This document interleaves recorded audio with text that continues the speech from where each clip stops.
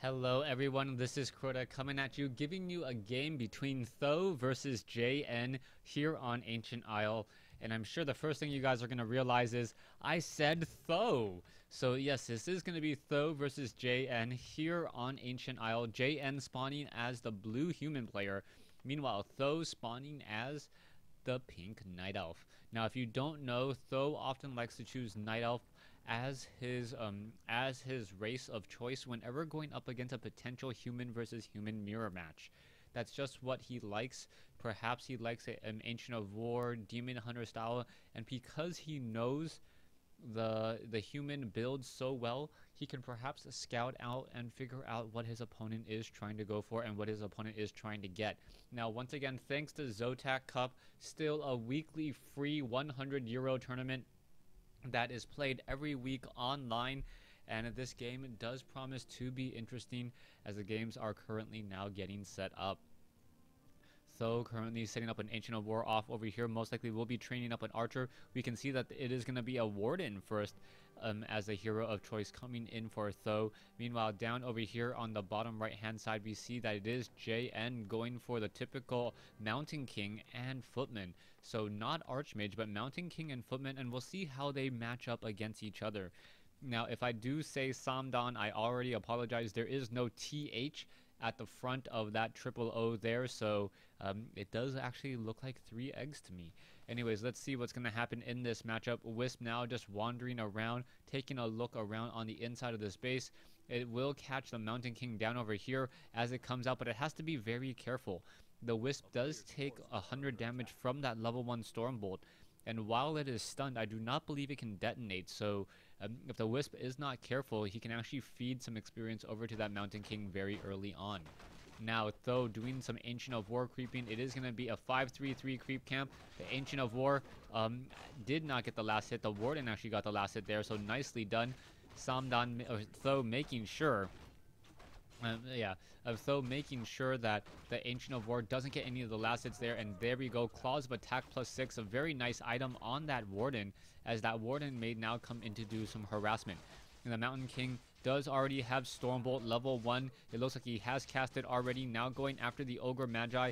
Ogre Magi will fall. We'll see what item will be dropped, and this could determine the course of the game. It is going to be a Claws of Attack +6 as well. So Mountain King versus Warden, but I think the Warden actually gets a little bit more use out of the Claws of Attack since the Warden does move slightly faster. Also, with that slow coming in from the Warden could go in for a Shadow Strike. Oh, the Mountain King not throwing a Stormbolt against th000's Warden, and the Warden now just simply backing away as we are now starting a tech to tier 2 from JN. Meanwhile, taking a look at th000 has not done any teching to tier 2 at all. He is going for a Hunter's Haul, and with that Hunter's Haul, we'll see what the next strategy will be, as we are now finally seeing a tech to tier 2, Wisp and Footman attempting to run away. Now the Mountain King now trying to chase in. Will it be able to get any damage off on that archer? Yes, it does. It is stunned. It is taking a bit of damage already. Shadow Strike on the Mountain King. There we go, as both sides are battling out, but the Mountain King now sitting at level 2 could throw another Stormbolt in just a second, but the Shadow Strike does slow it down just a little bit, as the Mountain King spends a point on Bash. Thank you, JN, for letting us know that. That is not actually what he says, but oh, what is this? A Tome of Strength being left behind for that Mountain King. If that Mountain King at any point escapes with 25 hit points, we know where those 25 hit points came from.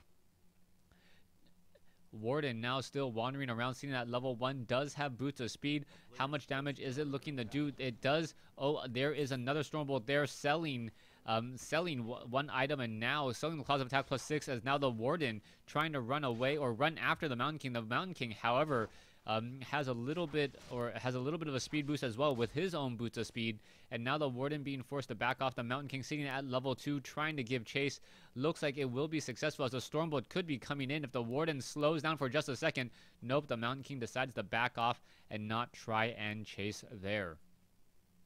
We do see one Huntress currently hidden right there. All the Footmen, for some reason, not running into that one Huntress, perhaps knowing that it is there subconsciously, trying to walk around it. Taking a look back over here off to the north, we see that the Warden looking for the tome realizes that the Mountain King did pick it up, and now we really need to see whether or not the, oh, there's the dust, there is a Storm Bolt. Are we going to perhaps get a surround? Almost a surround there. There is Dust of Appearance on that Mountain King, so the Mountain King could have easily surrounded the Warden well before the Warden could get away, Storm Bolted, and then try to finish it up. We now see JN coming in with a whole bunch of militia. This is not looking good.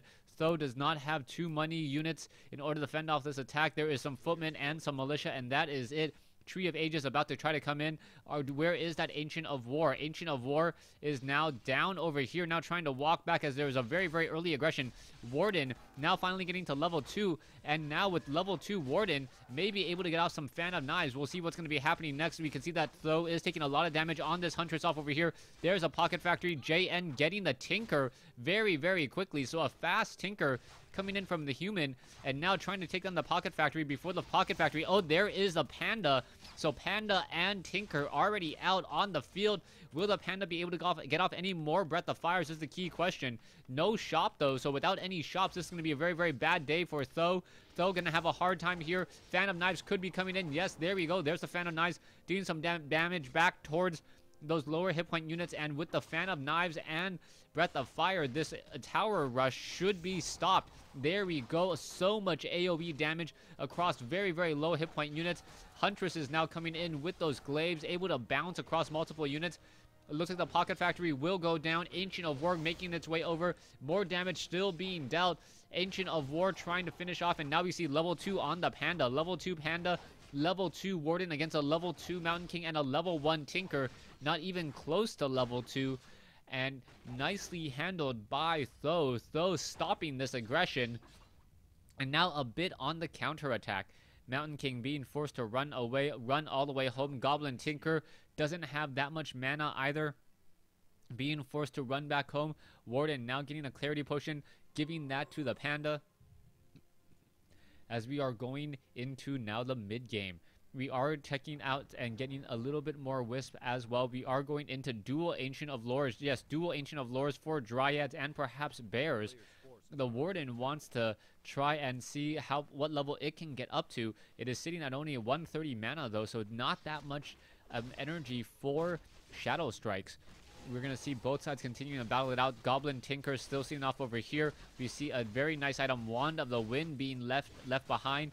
So we are going to have some Cyclone, but the Cyclones, if they are not absolutely perfect, will not neutralize the damage here. JN now getting the engineering upgrade on his Goblin Tinker, but is it going to matter as we now see the Panda trying to come in alongside the Warden? Both sides just getting in damage. There's a Breath of Fire across multiple units. No Arcane Tower, and with no feedback damage, that is going to be a bit of a problem. Shadow Strike, and now Glaives going up against that the Tinker. The Tinker now down to 52 hit points. Is it going to be enough? The Mountain King also low on hit points as well. Mountain King now down to 50 hit points. Scroll of Town Portal is being used. The Goblin Tinker now down to 44 hit points. May take a little bit more damage once again, and now we see all the units are hiding on the inside. JN needs to repair this Goblin Shredder. A lot of very low hit point footmen. And what is going to be happening here as the Warden may just get off? No Fan of Knives. A nice Cyclone coming in, but is the Tinker going to get taken down, sitting at 9 hit points? It finally does get taken down there, and there is the GG by JN, realizing that after losing that one hero and all of that pressure, Tho had a very, very nice lead, and there wasn't much that JN could do. JN with the larger army throughout much of the game, unable to get back into this after a very, very early aggressive tower push that failed. After the Panda with Breath of Fire and Fan of Knives dwindled away all the hit points on both footmen and militia. Thanks for watching. Thanks for listening. Stay tuned for Game 2.